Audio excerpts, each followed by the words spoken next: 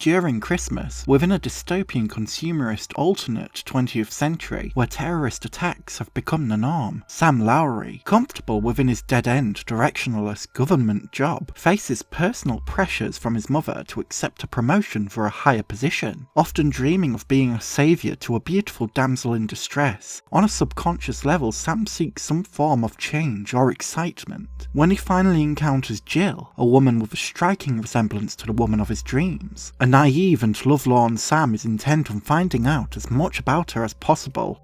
This is Terry Gilliam's cult dystopic, neo-noir tinged science fiction satire Brazil, the title a reference to the melody prominent throughout the film, originating from Aquarela do Brasil, written by Ari Barroso. A Kafkaesque nightmarish yet comedic criticism of the uncooperative nature of bureaucracy, the intensity of surveillance, and the fascistic mistreatment of people who don't fit within such a brutal system. Brazil is often simultaneously funny but frightening, showcasing an effective penchant for dreamy allegory reflective of Sam Lowry's subconscious desires and the sources of his anxiety, all before the film's narrative gradually unravels into disturbing unreliability that is bound to chill most viewers to the bone.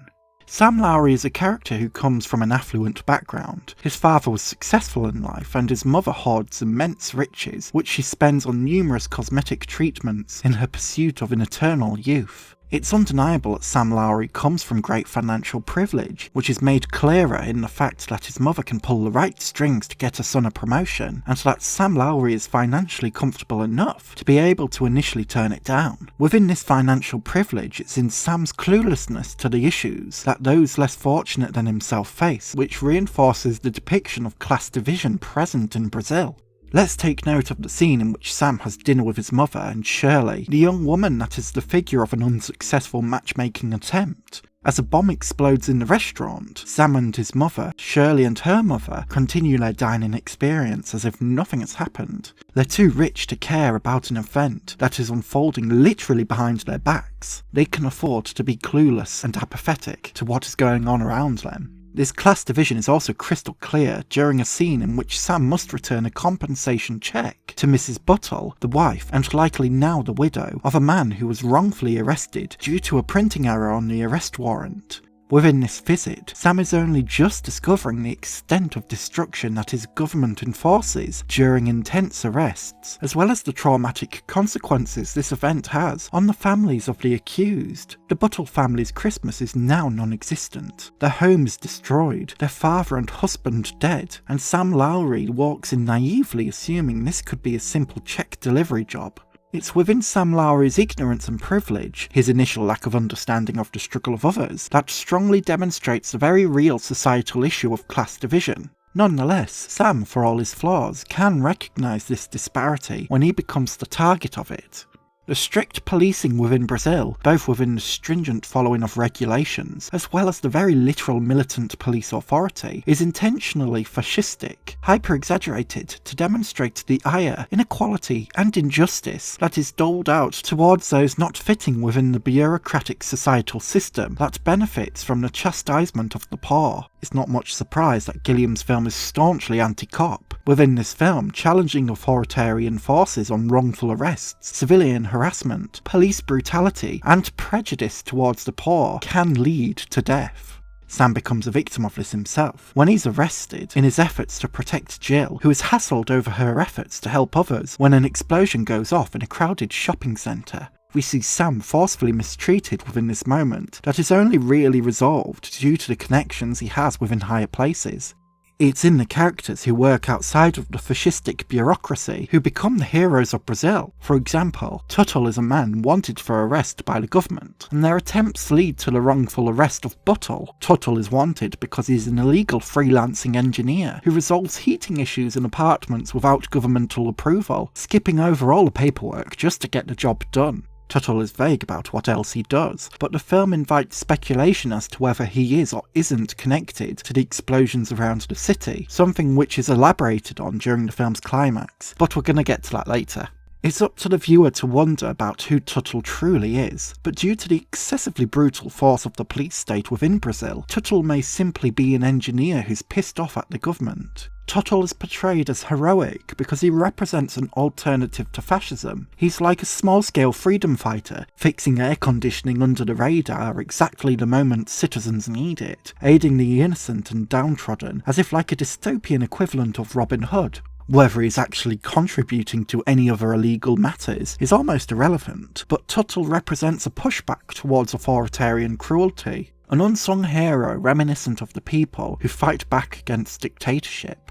As a contrast to the oppressive atmosphere of the city, Sam finds brief escapism in his dreams which reveals the truth of his subconscious desires. Sam is often shown wearing armour, flying in the sky, embracing the freedom that comes from that. Following the calls of a woman he loves, his desire for liberation from his routine life disrupted by the restrictive pressures placed on him by his mother, his work, his guilt over Mrs. Buttle, forcing him to the ground, bringing him back to Earth to confront these exact pressures. Within these dream sequences, we see Sam's comfort within complacency challenged by his wider aspirations, to lead a new life with the woman of his dreams. These dreams are a fantasy reflective of his real-world concerns, amplifying just how vulnerable Sam Lowry is. He's a hero in his dreams, embracing his power fantasy, but in reality he can be destructive, naive, neurotic, and gradually a victim to the system he once worked within. In a way, he's like Franz Kafka's classic protagonist Joseph K. from The Trial, fumbling his way through what eventually leads to Sam Lowry's ultimate fate, the full force of judgmental punishment for his own actions, all because he wanted to escape. This is where Brazil's narrative unreliability comes into play. After Sam deletes Jill from the government database, legally acknowledging her as dead, Sam is arrested and Jill is killed by forceful officers who break in, taking Sam towards his punishment for numerous offences, damages of property, wasting government resources, forgery. Even for Sam's perceived criminality by the government, his punishment is certainly overkill. Awaiting torture from his supposed friend Jack, Tuttle comes to save the day with a crew of freedom fighters as they bust their way out of the building, blowing up the headquarters. However, Sam's reliance on dreamy escapism is disrupted when things fall apart. This dream becomes a nightmare. Tuttle disappears in a pile of papers, no longer able to save Sam. Sam's mother, now having attained eternal youth, rejects him in favour of younger men, and Sam continues to be haunted by soldiers who will definitely kill him on sight. All of this is ultimately resolved by the superficial satisfaction of a happily ever after. Sam finds Jill, they live in a house together in the mountains, never to be disturbed again. Except that isn't true. Sam's lost the plot, and we're forced to acknowledge he never left the restraints of the torture hall. Tuttle likely was never a freedom fighter, in the way Sam expected, and this sequence calls into question how much of what we know about Sam is even based within reality, a man reliant on the escapism into his own mind. Did Jill ever exist? Did Sam's experiences ever happen, or did they unfold differently to how Sam perceived them? The ending of Brazil completely dismantles the expectation of a traditional happily ever after, reflecting on that. Within a malevolent, strictly fascistic society, there's never a happily ever after to be had.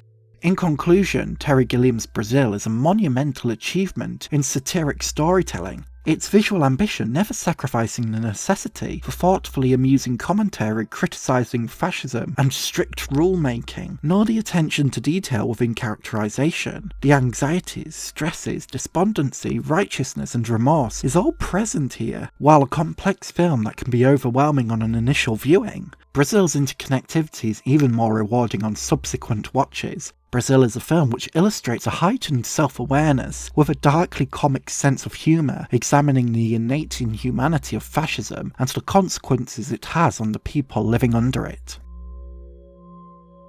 A special thank you to my incredible tier Patreon supporter Gil, and my super tier Patreon supporters Constantine Bombelli and Jamie.